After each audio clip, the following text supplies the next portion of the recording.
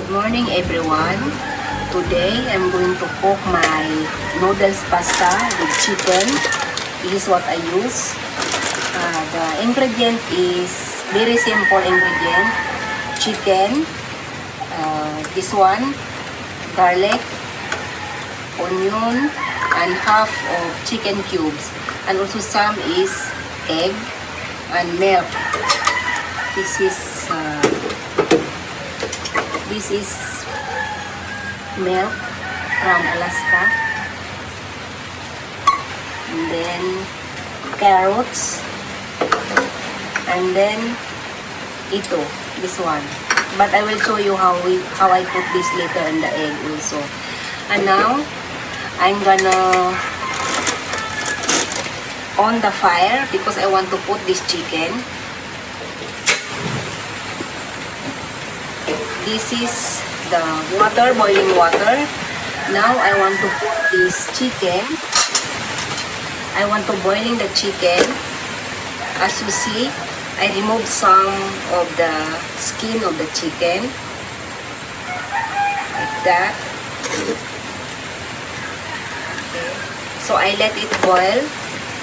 Then I put this onion. One big onion I cut into slice, then I just put it like this. So I'm going to put some salt.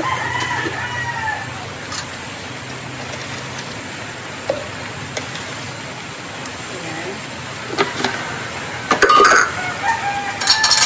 And paminta. This is the cracked paminta.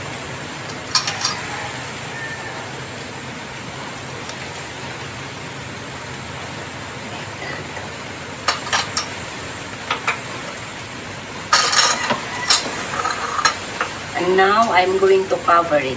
At the same time, I will boiling here the pasta.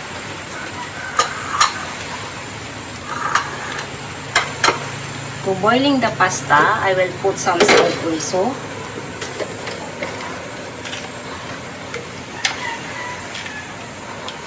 We call this in Filipino is supas.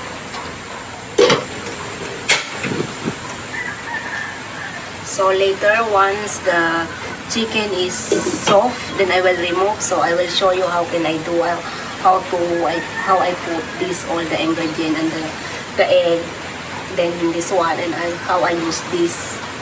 I will come back after 10 minutes. So the water is boiling. I'm gonna put this my pasta. Put in. Because not enough, so I will put more.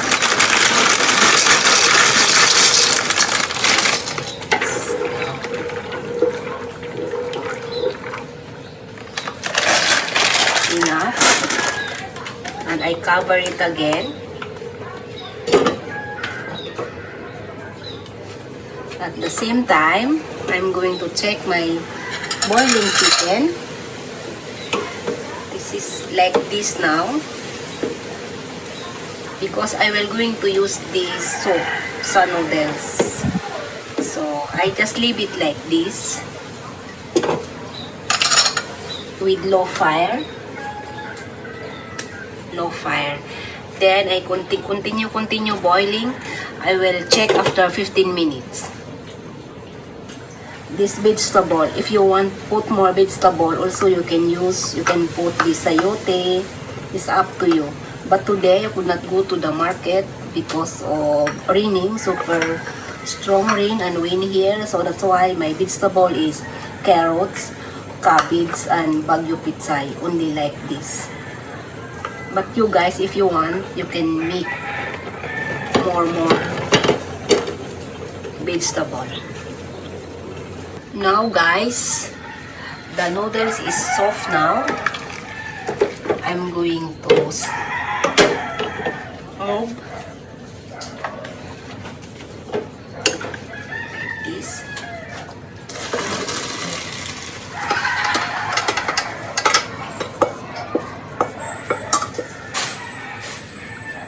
then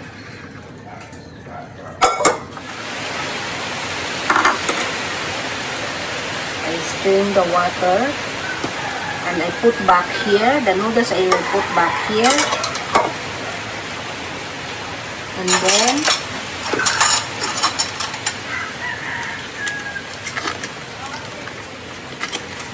I put little bit of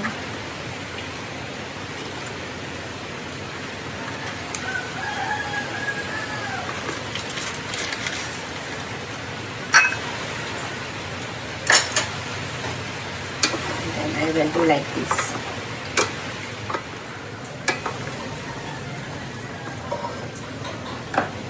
And then I just put here. I will wait the chicken soft. When get soft the chicken, then I will process. Still not soft yet. Now I'm going to check the chicken.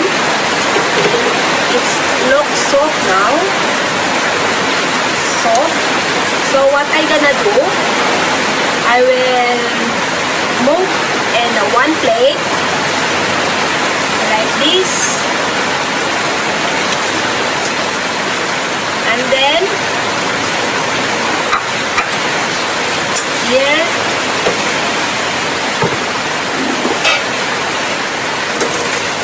I will use this for the soup. It.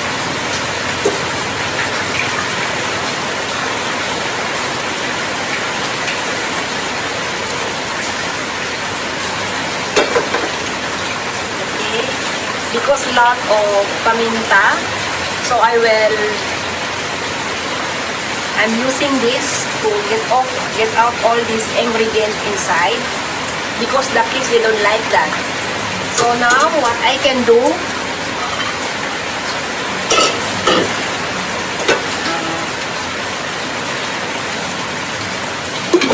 wait a minute. I will move here. And then on the fire. Skip it. So this is the soup of the noodles later. At the same time, I'm going to remove the meat from the chicken, and later I will put back here. Okay, see you a while. I will do this inside because I don't want to do here outside, otherwise some flies will come. So I will do this inside my kitchen. Now we are here again. I move the soup in the big pot. So now, ngayon, because it's boiled, I will just put these carrots here inside, like that. Carrots. And then the chicken, I make it small, so they're like that. So wait, boiling little bit. So it's like this now. We just let it boiling 2 minutes, mga 2 minutes. So the carrots little bit cooked. Then I will follow the cabbage, and then the milk, and then the noodles. 1 minute or 2 minutes. So now I'm going to check. So now the carrot is boiling. We can put our bagu beans. By the way, we can put all together. Like that. So our noodle soup is like this now. So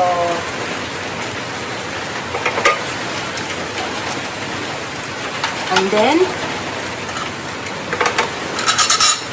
we will follow the noodles, because this noodles is not really cooked, half cooked. So when you put here inside, then even more cooked. So we put it inside.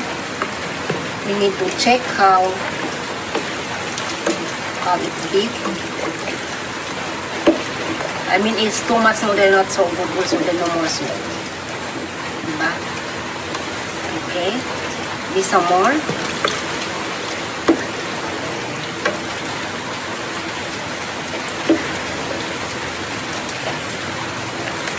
Yummy, wow. So I let it boil.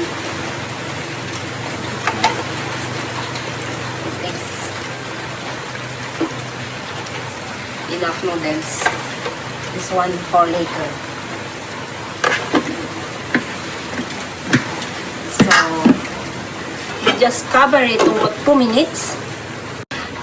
Now I check again if boiling. Now it's boiling now.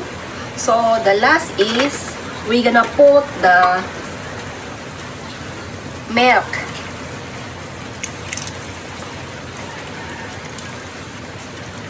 You need to check.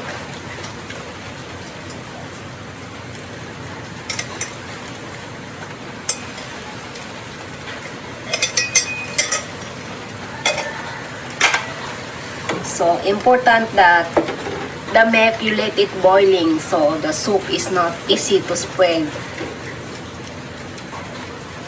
Okay, so it's like this now. You can taste if not enough milk or salt, then you can put more. It's up to you.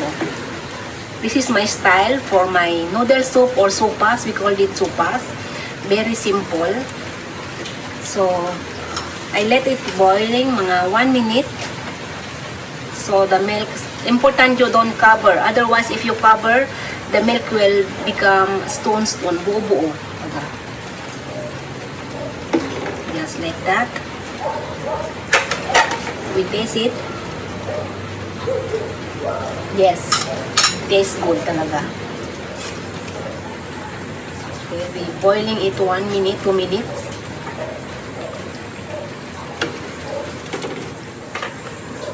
Then now I'm going to bring the things inside while this is waiting for boiling.